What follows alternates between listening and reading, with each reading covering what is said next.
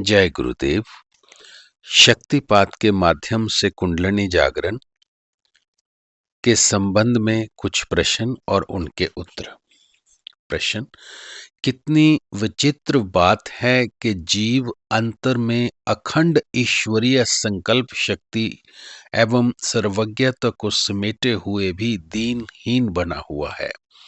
सब कुछ भूल कर लोगों के सामने गिड़गिड़ाता फिरता है। गुरु महाराज, यही तो विडंबना है कि तीनों लोगों का अधिपति एक भिखारी बनकर रह गया है।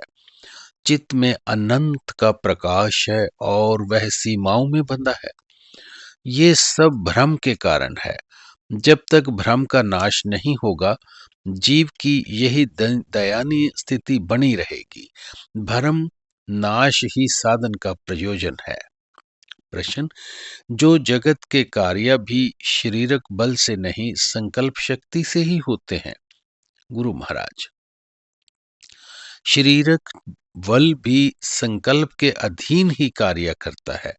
दृढ़ संकल्प के अभाव में शरीर बल कुछ नहीं कर पाता। मनुष्य एक काम आरंभ करता है तो थोड़ी ही देर में काम करने के उस संकल्प को निग्रह कर लेता है, काम वहीं बंद हो जाता है।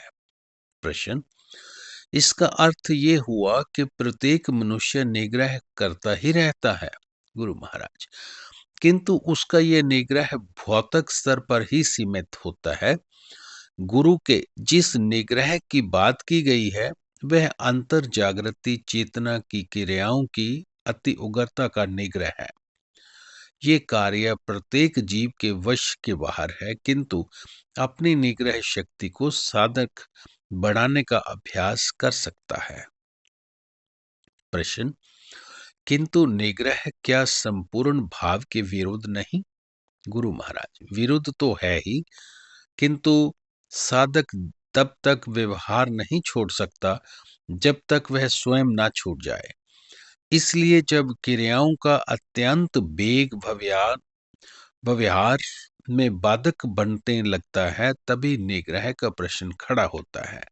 जब तक साधक साधन में बैठा है तब तक तो कैसा भी वेग चलता ही है, किंतु जब उसे साधन से उठ जाना होता है तथा वेग तब भी उसका पीछा नहीं छोड़ रहा, तभी निग्रह की आवश्यकता पड़ती है। निग्रह शक्ति संपन्न होने से गुरु वेग को ही कम कर देते हैं, जिससे साधक जब चाहे साधन से उठ सकता है तथा साधन से दूसरे समय में भी वेग जब चाहे आकर नहीं पकड़ लेता। इसके लिए यदि साधन का एक समय निश्चित कर लिया जाए तथा उस समय में साधन के अतिरिक्त और कुछ भी न किया जाए तो उस समय क्रियाओं का वेग निकल आता है। फिर भी यदि कोई समस्या हो तो सद्गुरु के पास जाना चाहिए। प्रश्न: संकल्प शक्ति का विकास कैसे किया जा सकता है? गुरु महाराज, वासनाओं के त्याग से। वासनाएं संकल्प को विखेर कर अनेक संकल्पों के रूप में परिणत कर देती हैं। इस प्रकार संकल्प शक्ति बिखर कर कमजोर हो जाती है।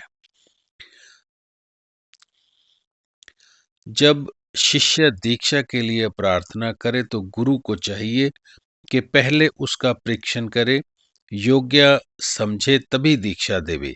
गुरु का ये कर्तव्य है कि वह यह देखे कि दीक्षार्थी दीक्षा के योग्य है भी कि नहीं। कई लोग किसी आवेश में आकर देखा देखी या किसी के कहने समझाने से दीक्षा के लिए तैयार हो जाते हैं, किंतु दीक्षा के प्रति गंभीर नहीं होते, न जगत के विषयों के प्रति मन में आरुचि होती है, न ही ईश्वर प्राप्ति की कोई भूख होती है तथा न ही मन में गुरु के प्रति किसी प्रकार का भाव होता है। कुछ लोगों में यही देखने की जिज्ञासा होती है कि विषय में क्या रहस्य है। कुछ प्राप्त करने का भाव मन में होता ही नहीं। कुछ की ऐसी धारणा होती है कि गुरु अवश्य होना चाहिए, उसके आगे उसकी कुछ करने की कोई योजना नहीं होती। कुछ लोग कुम्हरघा कुम्हरघामी होते हो जाते हैं, तो उनके पिता, भाई या किसी मित्र का वह विचार होता है कि यदि वह अमुक महापुरुष से दीक्षा ग्रहण कर ले, तो स्वयं ही सुधर जाए। कुछ ही लोग ऐसे होते हैं जो विषय से दुखी होते हैं, उनसे पीछा छुड़वाना चाहते हैं तथा किसी महापुरुष का आशीर्वाद ग्रहण कर साधन में रत हो जाना चाहते हैं।